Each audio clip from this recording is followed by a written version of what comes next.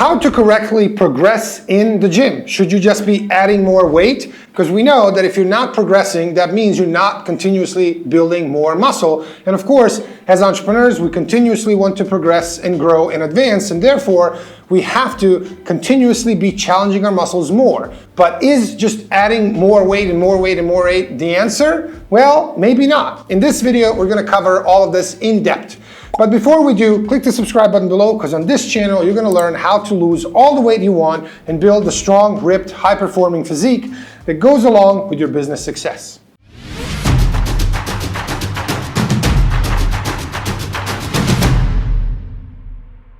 What's up, guys? This is Coach Amir from 7figurebody.com, and in today's video, we're gonna talk about how to correctly progress in the gym. So one of the most common questions that I just got yesterday from a client of mine, and it kind of gave me an idea for this video is, hey coach, should I just be adding continuously more weight if I am to progress in the gym and continuously build more muscle?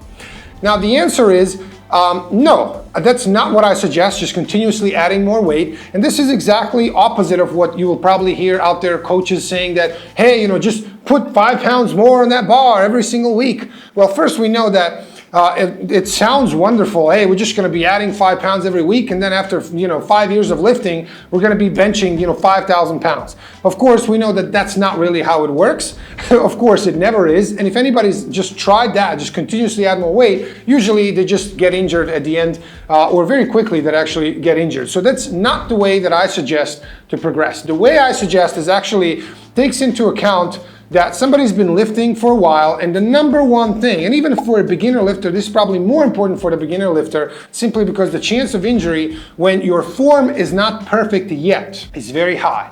And of course, remember, even if you think that your form is phenomenal, it could be, but very likely there are things that you can do to improve, to make it a little bit better. Because remember, worst thing that we can do in the gym is get injured, because then we basically can't train, can't do anything. So the most important thing is, number one, the most important thing is keeping your form as perfect as it gets. Before that, before fixing your form, if you just keep adding more weights, injury is absolutely guaranteed. And this is, of course, all doable and possible and fine and dandy when you're 25 years old. I remember when I was in a gym at 25, my buddy and I were probably doing every single thing wrong. Now, if I had videos of that, I would literally cringe if I saw what we were doing. We simply didn't know any better, right? And of course, 20 years later, after 24 years since I've, stepped in a gym the first time, now I look at all these kids that are 20-something-year-old, and I can't believe that they're still alive. I'm like, how did he not die from doing, a whatever, 300-pound deadlift with his back completely curved and like this, and they're not breathing properly, there's no air in their stomach. It's just, it's mind-boggling what the body can survive when you're 20-something years old, your testosterone is through the roof, and it's like what you don't know can't hurt you, right? Well, it certainly can, but when you're young, your body tends to kind of forgive you a lot of the stupidities that we tend to do. But as you get older, as you approach anything 30, 35, or after that, certainly you would very, very, very likely get injured quickly and pay for all of the mistakes. And here I'm going to show you how to avoid that, okay? So instead of just adding weight to progress, we know that we need to progress, okay? In order to keep building muscle, your brain and body need to have an incentive for that. If you don't give it incentive, your body's gonna be like, hey, if I can keep the muscle I have now and just do whatever you want me to do in the gym, I will never grow because I don't really like it. And remember, guys, in order to build 1 pound of muscle, it takes about 24 to 27, like 2,500 calories of actual energy to build 1 pound of muscle. Because it's a very, very energy dense and energy expensive, process. On the other hand, when you break down a pound of muscle, you take a pound of human muscle tissue, only about 19% of that is actual contractile tissue. The rest is just water, and like 1% is whatever, intramuscular triglycerides and some, whatever other thing. But basically, less than 20% of that 1 pound of muscle is actual proteins. So when you break it down, when you take a pound of muscle and break it down, it's like 600 calories for 1 pound. On the other hand, to build that same pound, it's about 4 times the energy, 2,500 calories, or 24, something like that.